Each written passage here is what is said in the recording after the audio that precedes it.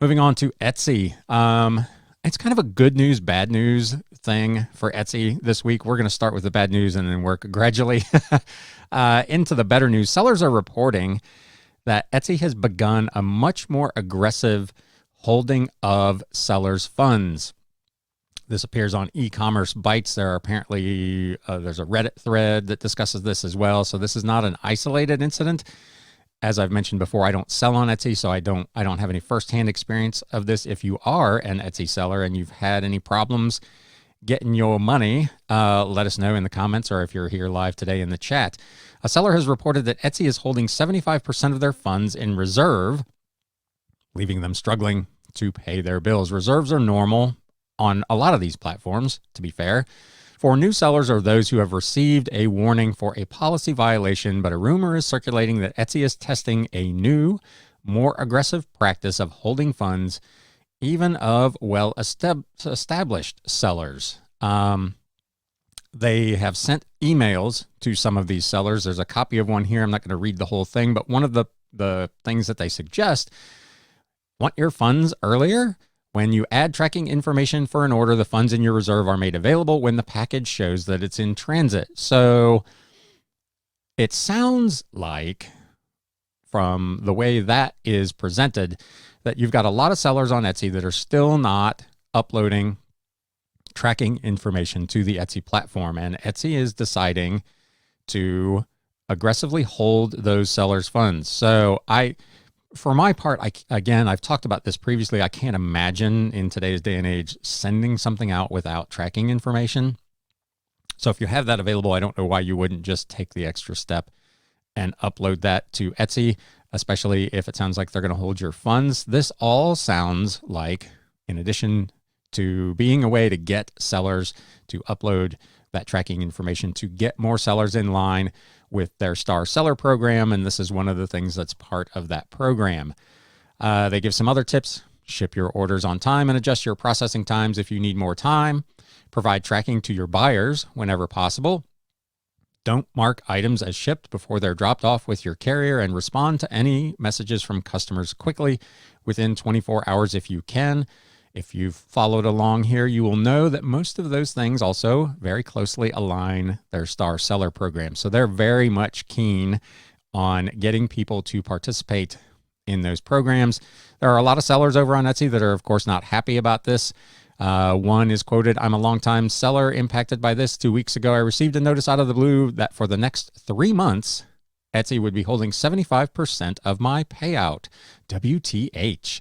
I've been selling since 2013 and have 3 successful shops. I sell more than $100,000 worth of goods. No answer to my queries from Etsy. I don't know what they're trying to achieve, but in this case, it's one less store. My inventory is for sale and I'm out."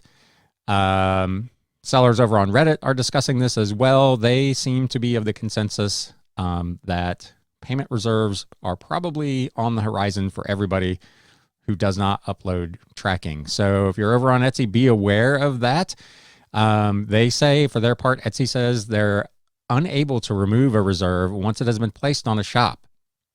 For most sellers, that reserve will be removed within 90 days and you'll be notified that it's been removed. However, we will monitor the shop during this time, and if there are concerns with order fulfillment, again, probably that tracking number, the reserve could be extended up to 180 days. We will send you an email to let you know once the reserve is removed from your shop. So if you're a seller on Etsy, again, feel free to chime in and let us know what's going on over there. Are you seeing any aggressive holds on your funds?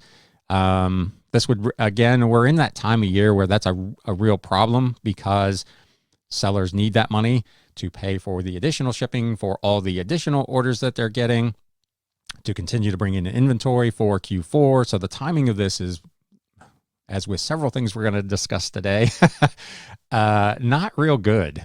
But again, you can let us know. One improvement, to move on to some better news, that Etsy is doing with their Star Seller program, one of the criteria was responding to messages within 24 hours. In order to become a Star Seller on Etsy, sellers must show that they are responsive to customers who contact them. However, a fatal flaw in the program: sellers who receive no messages during the program review period, which is monthly, have been excluded from the program, which obviously makes no sense. You can't respond to messages that you don't get. And they, therefore, have lost out on the advantages that Etsy provides to star sellers.